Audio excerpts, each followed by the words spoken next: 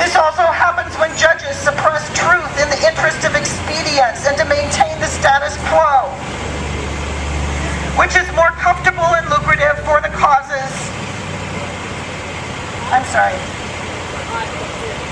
That cause great injustice and harm to the people.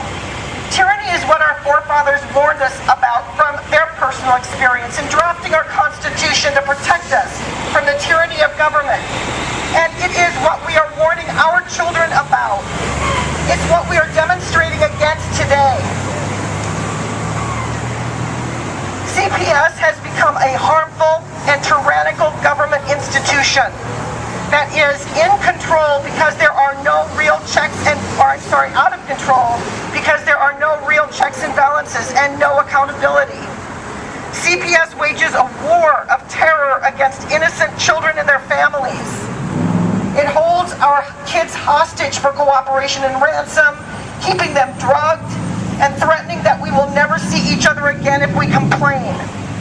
CPS then accepts federal incentive money for placing our children into foster homes or group homes, regardless of whether they are safe or healthy.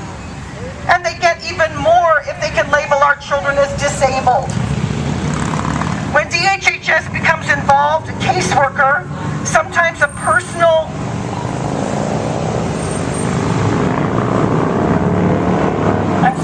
part of it's cut off, so I can't read what I wrote, but sometimes a person who is not even young enough or not even old enough to have children of their own, a person who is nearly the lowest rung of workers in the state, and they learn very quickly that they are not to advocate for families, so they follow with a script, which works well for some personalities who suffer from self-esteem issues, but causes great turnover for others who want to actually help families. And then there are other state officials who act as if they have full and complete custody over our children before we're ever even found guilty in a court of anything.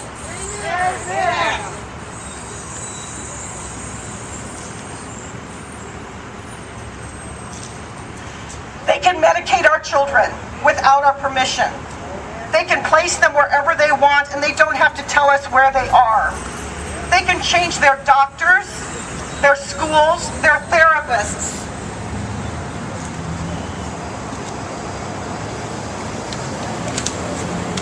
They can deny us visitation with our kids. And they can say whatever they want in their forms, on their forms, and in court, whether it's true or not, because we don't actually have a voice there. All of this happens before we are ever found guilty. Sometimes we get our children back, broken, irreparably harmed, and we try to put the pieces back together as best we can. But it's never the same. And sometimes the state succeeds in upping its quota of children adopted out, as happened last year, and we lose our children forever. When Todd Reckling, the director of DHHS's Child and Family Services, bragged about having broken a record in the number of children adopted out last year, which allowed the state of Nebraska to be provided a huge bonus check from the federal government, we all have to scream out conflict of interest. We know tyranny. But we also know from the lessons of history that tyranny fails.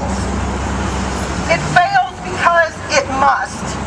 It's because the human spirit will not allow its government to violate the precious and sacred rights we have.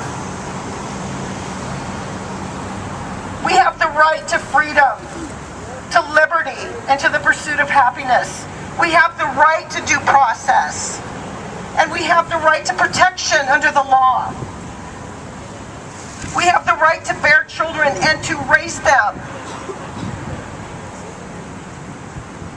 We have the right to live our lives based on our own cultures, our own principles, our own priorities, our traditions, and with our weaknesses and our strengths.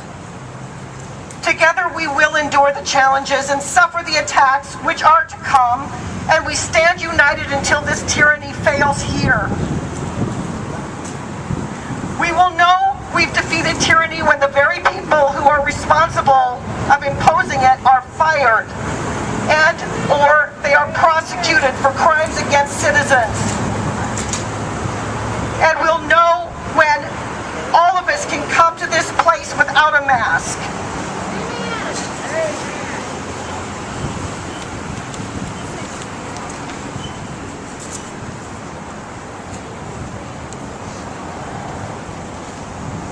And I guess that's all I have to say at this building.